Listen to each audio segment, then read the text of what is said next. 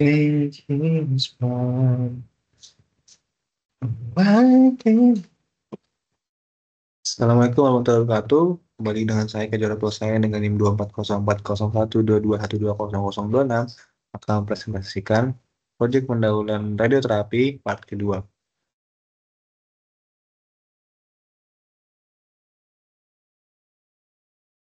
Chapter 7 ada clinical treatment planning in external photon beam radiotherapy. Anggota kelompoknya bisa sebagai berikut. Radioterapi berkas foton eksternal biasanya dilakukan dengan lebih dari satu berkas radiasi untuk mencapai distribusi dosis yang seragam di dalam volume, target dan dosis rendah mungkin pada jaringan sehat di sekitar target. Laporan ICRU nomor 50 merekomendasikan keseragaman dosis target dalam 7% dan plus 7% dan minus 5% dari dosis yang dikirim ke titik resep yang terdefinisi dengan baik dalam target.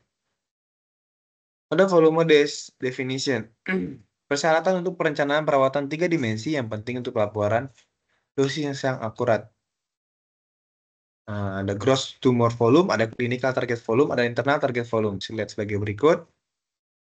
Lalu ada planning target volume, ada clinical target volume, dan organ at risk. Lalu ada dose spesifikasi. Ada titik akhir dosimetri yang telah didefinisikan dalam laporan ICRU nomor 23 dan 50 untuk tujuannya yaitu dosis target minimum dari distribusi atau histogram dosis volume atau DFH. Dosis target maksimum dari distribusi atau DFH. Dosis target rata-rata, dosis rata-rata dari semua titik target yang dihitung. Pada dosis terreferensi ICRU terletak pada titik yang dipilih untuk mewakili dosis yang dikirimkan menggunakan kriteria harus berada di bagian tengah PTV dan titik tersebut harus ditempatkan di wilayah di mana dosis dapat dihitung secara akurat. Oleh rekomendasi khusus yang dibuat sehubungan dengan posisi titik referensi ICRU. Untuk sinar tunggal ada sebagai berikut. Untuk sinar paralel berlawanan dengan bobot yang sama. Untuk sinar paralel berlawanan dengan bobot tidak merata dan untuk kombinasi lain dari sinar yang berpotongan. Oleh pertimbangan umum meliputi dimensi pasien hampir selalu diperlukan untuk waktu perawatan. MU baik dibaca dengan kapiler dari irisan CT atau dengan cara lain. Lalu ada landmark dan jenis evaluasi dosis menentukan jumlah data pasien yang diperlukan. Lalu ada sifat data pasien.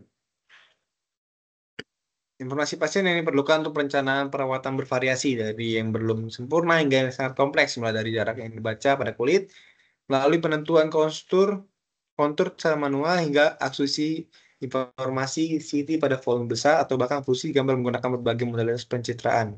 Ada perencanaan perawatan 2 dimensi dan 3 dimensi.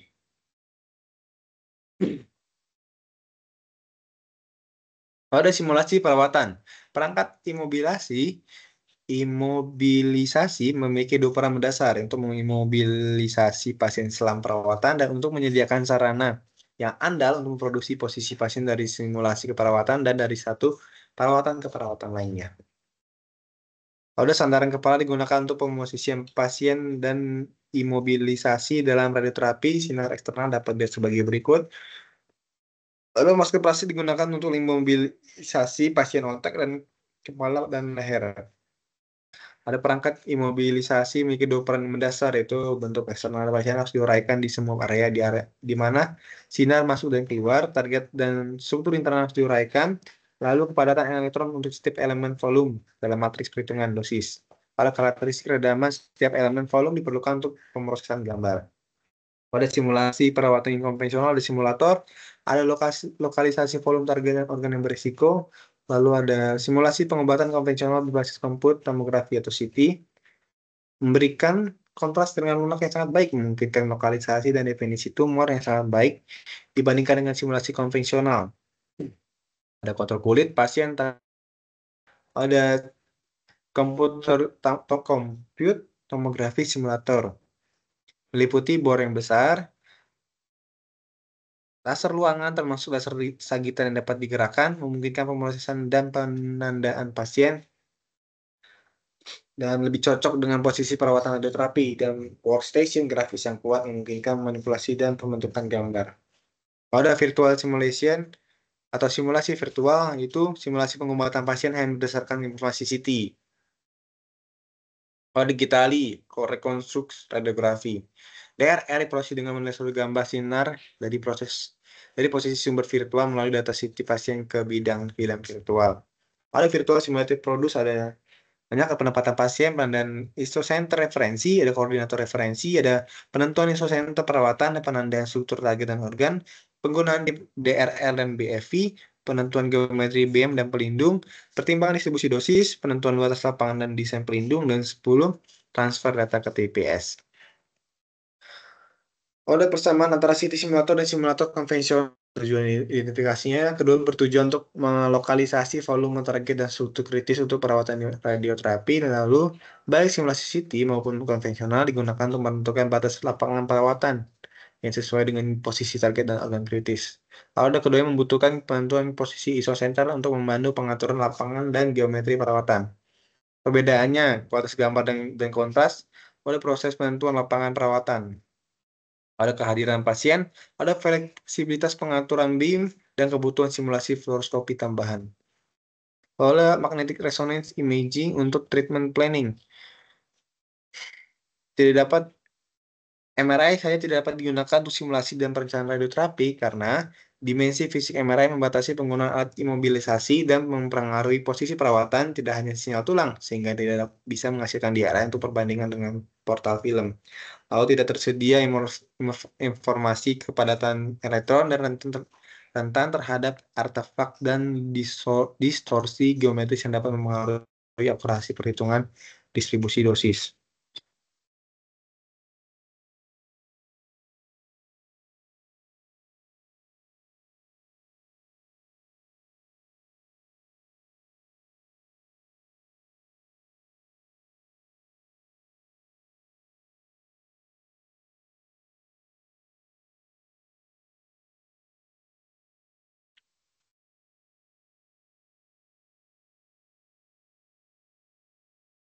Lalu selanjutnya, clinical treatment planning in external photon beam radiotherapy.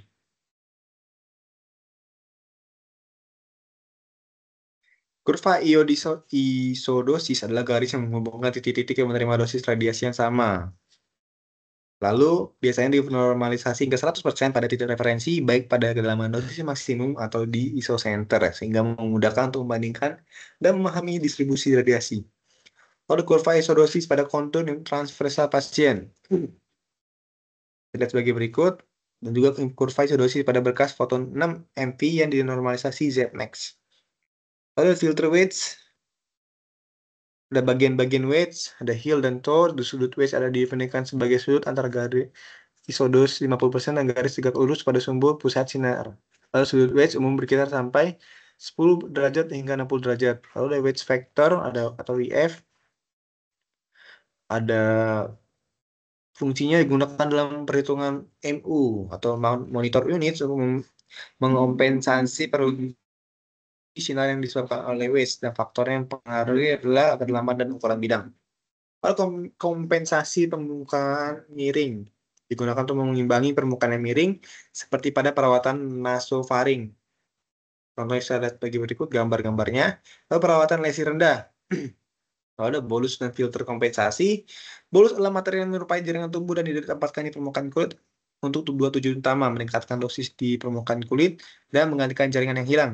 Filter kompensasi merupakan materi yang digunakan untuk mengubah distribusi dosis radiasi agar sesuai dengan kebutuhan tanpa mengurangi efek perlindungan kulit. Perbedaan dapat dilihat sebagai berikut. Proyeksi untuk ketidakteraturan kontur.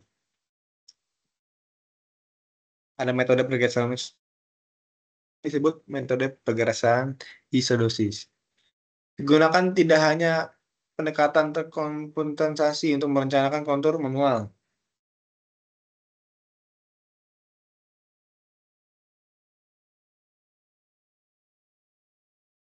Metode koefisien yang atenuasi yang efektif dalam metode rasio jaringan udara dapat dilihat sebagai berikut.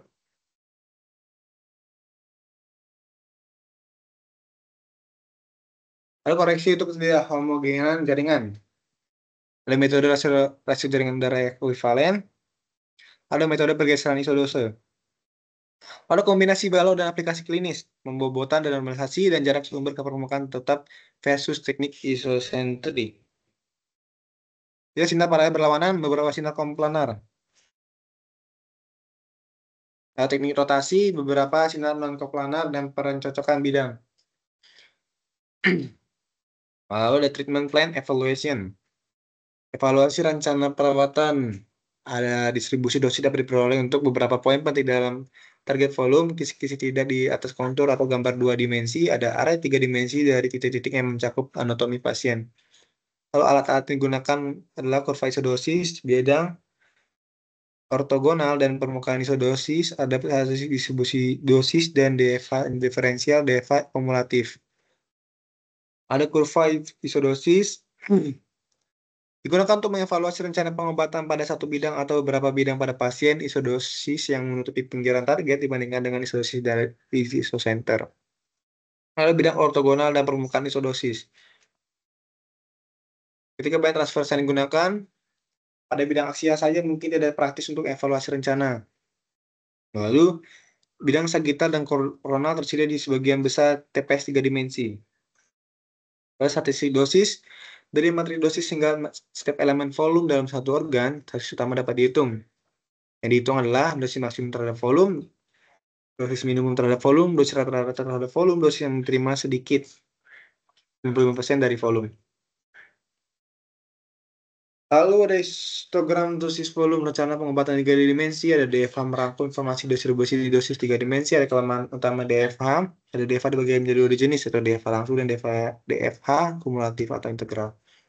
Pada jenis histogram dosis volume, ada histogram dosis volume langsung, ada dosis volume kumulatif, dan asalan tampilan DFH kumulatif lebih populer. Daripada sebagai berikut, ada kurva grafik DFA, ada evaluasi pengobatan, memverifikasi portal pengobatan, dan membandingkan dengan radiografi simulator atau PRB. Melakukan dosimetri in vivo melalui menggunakan dioda, dosimeter termoluminesen atau TLD, dan detektor lainnya. Ada port film dapat dilihat sebagai berikut. Ada online portal imaging atau sistem online portal imaging terdiri dari detektor radiasi yang dipasang pada linek dan dapat mentransfer informasi ke komputer untuk diproses menjadi gambar. Ada waktu perawatan dan perhitungan untuk monitor. Ada teknik SSD, teknik isosentris. Ada perbedaan teknik dan isosentris sebagai berikut, dan prosedur untuk kalibrasi diukur dalam phantom air, diukur pada sumbu tengah sinar radiasi, diukur pada bidang 10 x 10 cm kuadrat, diukur pada unit normal SSDF umumnya 100 cm. Ada perhitungan waktu perawatan dan unit monitor untuk pengaturan jarak sumber ke permukaan dapat dilihat sebagai berikut. Ada pantauan perhitungan unit dalam waktu perawatan untuk pengaturan isosentris dapat dilihat sebagai berikut.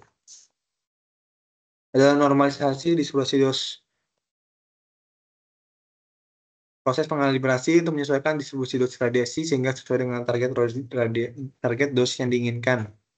Rumusnya dapat dilihat sebagai berikut. Ada pencantuman parameter keluaran dalam distribusi dosis. Ada perhitungan waktu perawatan untuk unit ortovoltase dan kobalt 60. Ada beberapa laporan berkas elektron fisik dan aspek klinis.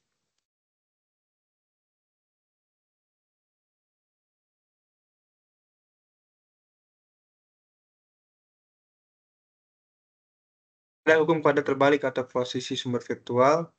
Ada metode umum untuk menentukan SSD EFF dari mengukur laju dosis pada Zmax dalam phantom terbagi setelah udara kiriman dengan dimes G0 pada kerucut elektron. Ada konsep jangkauan, definisi rentang partikel, ada rentang CS untuk elektron di udara dan air, ada beberapa definisi rentang lain digunakan untuk aplikasi elektron. Ada wilayah penumpukan, ada distribusi dosis di luar Cmax, ada radian dosis G, parameter dosimetri berkas elektron, ada parameter dosimetri berkas elektron, spesifikasi energi berkas elektron, ada tabel-tabelnya.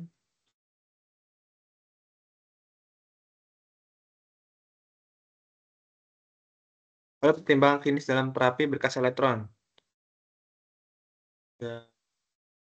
Ada untuk ukuran bidang kecil dapat dilihat sebagai berikut. Ada kurva acidosis, ada pembentukan medan, ada aplikator elektron, pelindung dan potongan, ada pelindungan interval, ada koreksi permukaan tidak rata, ada bolus, ada koreksi homogenitas dan koefisien ketebalan setara, ada edge atau efek perturbasi sebaran, ada kombinasi sinar elektron dan bidang foton, dan elektron disandingkan.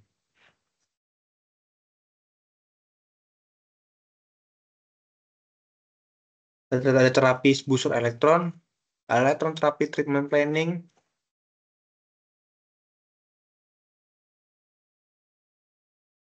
ini saja untuk part 2 project penerapan radioterapi. Terima kasih.